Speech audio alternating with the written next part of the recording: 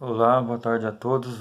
Nós tínhamos parado no nosso estudo bíblico no capítulo 1 de João, no versículo 42. Hoje nós vamos estudar do capítulo 1, versículo 43 até o 51. Eu vou ler aqui primeiro o texto, depois a gente comenta sobre ele. No dia imediato, Jesus resolveu partir para a Galiléia e encontrou a Felipe, a quem disse: "Segue-me."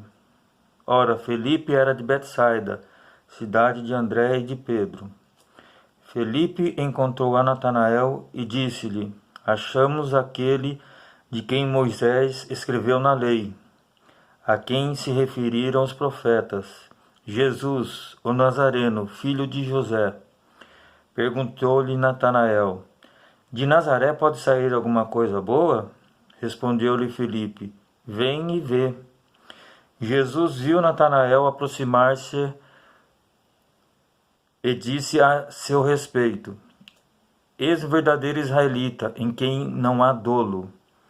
Perguntou-lhe Natanael: "De onde me conheces?" Respondeu-lhe Jesus: "Antes de Felipe te chamar, eu te vi quando estavas debaixo da figueira." Então exclamou Natanael: "Mestre, tu és o Filho de Deus, tu és o Rei de Israel." Ao que lhe Jesus lhe respondeu: "Por que te disse que vi debaixo da figueira? Crês? Pois maior que coisas que essas verás." E acrescentou: em verdade vos digo, que verás o céu aberto e os anjos do céu subindo e descendo sobre o Filho do Homem. Amém. Então, no dia seguinte, após os acontecimentos do que nós já tínhamos estudado, Jesus ele tinha sido batizado, nos versículos anteriores. E aí, dois discípulos começaram a seguir a Jesus, que era André, e o seu irmão Simão Pedro, Aí Jesus continuou aquela caminhada, e no dia seguinte de ter acontecido esse encontro de Simão, Pedro e André, Jesus resolveu partir para a Galiléia e encontrou a Felipe, que também veio a ser um dos discípulos de Jesus, a quem disse: "Vem e segue-me." O interessante é que Jesus ele não ficava fazendo questionamentos, porque Deus ele como Deus, ele já sabia aqueles que seriam aqueles que viriam ser os seus discípulos.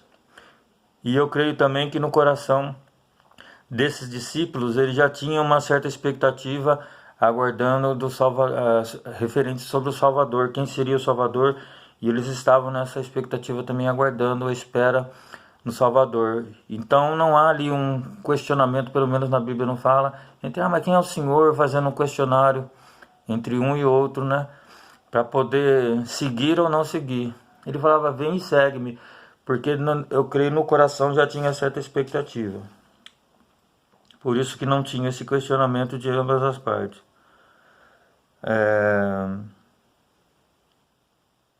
Ora, Filipe era de Betsaida, a cidade de André e de Pedro, que era aquela cidade daqueles outros dois discípulos que tinha encontrado no dia anterior com ele. Filipe era da mesma cidade. Filipe encontrou a Natanael e disse, aí já é outra pessoa encontrando: "Olha, achamos aquele de quem Moisés escreveu na lei, de quem se referiram os profetas, Jesus, o Nazareno, filho de José." Ou seja, ele sabia de quem que eles estavam falando. Eles estavam falando de Jesus, porque as escrituras já falavam que viria o Messias, já falava que viria o Salvador. Moisés já falava sobre isso no Antigo Testamento, E eles estavam aguardando a vinda. E quando Felipe fala isso para Natanael, ele exclama falando: mas pode sair alguma coisa boa de Nazaré? Que ele era da cidade de Nazaré, por isso que chama Jesus de Nazareno. Aí ele fala: "Vem e você vai ver se pode ou não pode." E aqui depois eu no final vou fazer um comentário sobre isso. Mesmo nas piores expectativas, da onde que você acha que não pode sair coisa boa, é dali que Deus pode tirar água na pedra, né? É nesses lugares que o que é impossível para o homem, para Deus não é impossível. Então ele fala, então vem e você vai ver, Natanael, que ele não cria. É como se eu já ouvi falando, pode ser alguma coisa lá do Vida Nova ou do Monte Cristo, aqui em Campinas, né? Do, dos DIC, ou então do aquele bairro perto do aeroporto ali, esqueci o nome, Cidade Singer, né? Deus pode fazer coisas boas, coisas maravilhosas de onde jamais o homem pode esperar, né? Então, falando aqui na nossa língua de hoje, era considerada uma cidade pequena, né? Que não tinha muitos recursos, não tinha pessoas assim muito habilidosas com estudos, com entendimento, pessoas pobres, pessoas humildes, né, na cidade de Nazaré. Então por isso que ele desacreditou na hora que disse que Jesus era aquele a quem os profetas haviam falado, né? Que eles esperavam um grande rei, um homem formoso talvez, um homem estudioso, cheio de recursos, já envolvido ali com a política da época e tudo mais. Mas não é assim que Deus faz, né? Muitas vezes Deus faz da maneira como a gente menos espera, é como Deus age, né? Para que todo homem se cale e Deus ele possa glorificar o nome dele, né? Jesus viu Natanael aproximar-se e disse a seu respeito: eis um verdadeiro israelita de quem não há dolo, né? Jesus, sabendo, conhecendo todas as coisas, falou: eis aí um verdadeiro israelita de quem não há dolo. Ou seja, não tem o que repreender, não tem o que chamar atenção. Um homem verdadeiro, um homem justo, né? Um homem sem hipocrisia. Aí perguntou Natanael: de onde você me conhece, né? No versículo 48. Aí Jesus responde: antes de Felipe te chamar debaixo da figueira, eu até sabia onde ele estava, né? Estava debaixo da figueira. Eu já te conhecia, né? Então exclamou Natanael: mestre, tu és o filho de Deus, tu és o rei de Israel. Então, só porque Jesus ele sabia de onde ele tinha vindo, quem ele era, né? Ele imediatamente já falou: nossa, esse é o verdadeiro profeta, o verdadeiro israelita, o filho de Deus a quem nós estávamos aguardando de verdade, né? Ou seja, com uma simples, para Jesus, né, uma simples coisa que ele sabia onde ele estava, de onde ele tinha vindo, o homem já veio a crer. Aí Jesus continua e fala: nossa, só por causa disso, né? Em outras palavras, você já creu? Ele falou assim: eis que coisas maiores você verá. Depois ele vai continuar dizendo: você vai ver os anjos do céu subindo e descendo e servindo o Filho do Homem. Imagine a gente ver os anjos. A gente não vê, né, o reino espiritual. Mas se formos...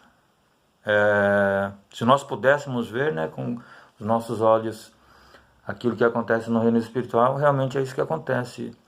Há anjos para todo lado servindo os servos de Deus, aqueles a quem Deus o ama, né? Aqueles que têm o propósito e o desejo no coração de verdade de servir ao Senhor. É isso que Deus faz com essas pessoas. Ele coloca anjos ao seu derredor e nos guarda e nos livra de todo mal, porque a palavra de Deus diz, né?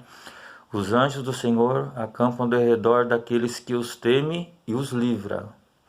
Mas há uma condicional: a gente tem que temer a Deus. Deus não usa os recursos que ele tem para qualquer pessoa que não tem um compromisso sério com Deus. Por isso que é necessário a gente ter esse compromisso com Deus, né? Mesmo sendo imperfeitos, mesmo nós sendo pessoas cheias de defeitos e erros, mas o importante para Deus é termos o desejo e a vontade de querer assumir esse compromisso com Deus e na caminhada, né, rumo à presença de Deus, a gente aos poucos irmos alcançando os objetivos que Deus tem para cada um de nós, tirando aquilo, fazendo aquela limpeza, né? Tirando tudo aquilo que não agrada a Deus. E é assim que Deus quer, né? Então Deus coloca anjos ao nosso derredor, nos guarda e nos livra de todo mal. E assim foi com o filho dele, né? Com certeza, muito mais do que conosco.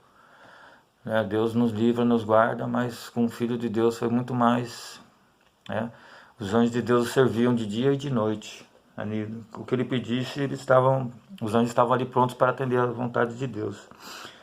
Mas esse é o conteúdo histórico, né? Do que aconteceu entre o versículo do capítulo 1 entre o versículo 43 e 51. Mas profeticamente falando, né? Queria deixar uma palavra